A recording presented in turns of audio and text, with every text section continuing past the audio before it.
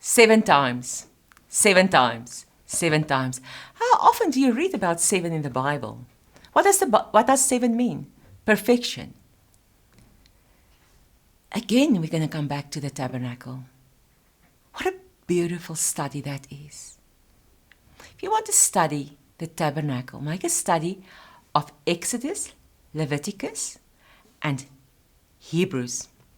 Then you will understand the Old Testament and you'll understand the New Testament.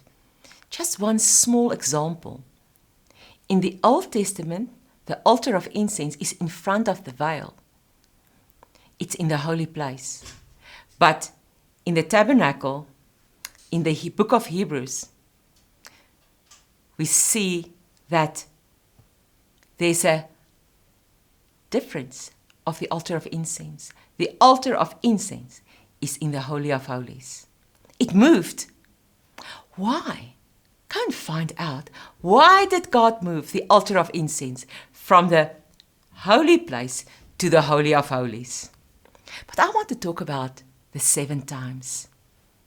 7 times the high priest, when he stepped into the Holy of Holies, on the eastern side of the Ark of Covenant, he had to sprinkle the blood with his finger. So he couldn't use hyssop. He couldn't use anything else.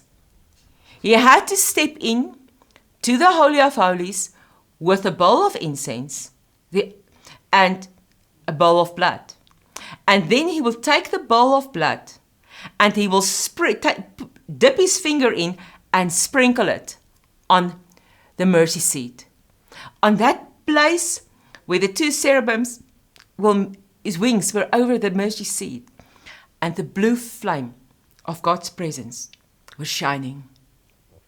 A plate of solid gold that was there, put on the Ark of Covenant. Gold, the best conductor of electricity. That is why everything in the small tent of meeting was covered in gold. But the high priest stepped in and he dipped his finger in that bowl of blood and he sprinkled it 7 times on that mercy seat. The seat of grace, of mercy, of peace. The place, that seat of meeting with God. But why? What did that represent? It represents the 7 places where Jesus splattered his blood when he was crucified. Yes, there were 7 very specific places that Jesus splattered his blood in his whole time of crucifixion. Have you ever studied that? See, nothing is meaningless in God. Nothing is meaningless. Jesus fulfilled every small detail of the tabernacle. Why? Because the tabernacle was the meeting place. Tabernacle is a movable place. Then they destroyed, the Israelites lost the Ark of Covenant, and the temple, the tabernacle of David was erected with the Ark of Covenant in it. The temple was on the one side, and the Ark of Covenant was just outside David's palace. And God said, the tabernacle of David will be restored. And then they erected a temple of Solomon. And the temple of Solomon was totally destroyed. Not one stone was left upon the other. Why? Because they wanted all that gold. But Jesus fulfilled every sacrifice. That is why it doesn't need another temple. That is why Paul wrote in the book of Corinthians, you are the temple of God. There will not be a temple built on this earth, because a temple or a tabernacle is only there because of a sacrifice.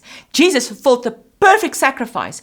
That is why he splattered his blood 7 times for our perfect sacrifice. And he gave that over to the Father.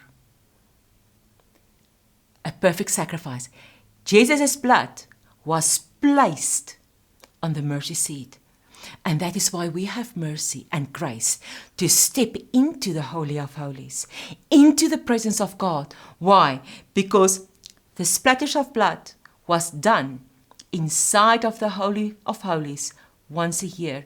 Jesus did this once forever. And he said to Mary Magdalene, don't touch me because I haven't entered to my Father yet. Why? Because you cannot be touched before you haven't presented the blood on the mercy seat. And forever sacrifices have been finished, have been completed, have been fulfilled. That is why there's no another temple needed today. So I bless you today with that knowing Jesus splattered his blood perfectly for you for a total breakthrough. Today, I want to bless you with the sacrifice of perfection, with a sacrifice of fulfillment. Go and make a study of the 7 places Jesus splattered his blood. It's such a beautiful picture to see why 7 places, why that perfect splattering of blood. Then you'll understand that God has made a total cleansing for you and for me. Perfect. We don't need to worry. We can just step into Jesus Christ, into the perfect sacrifice, and we will be cleansed. Then we step into the laver.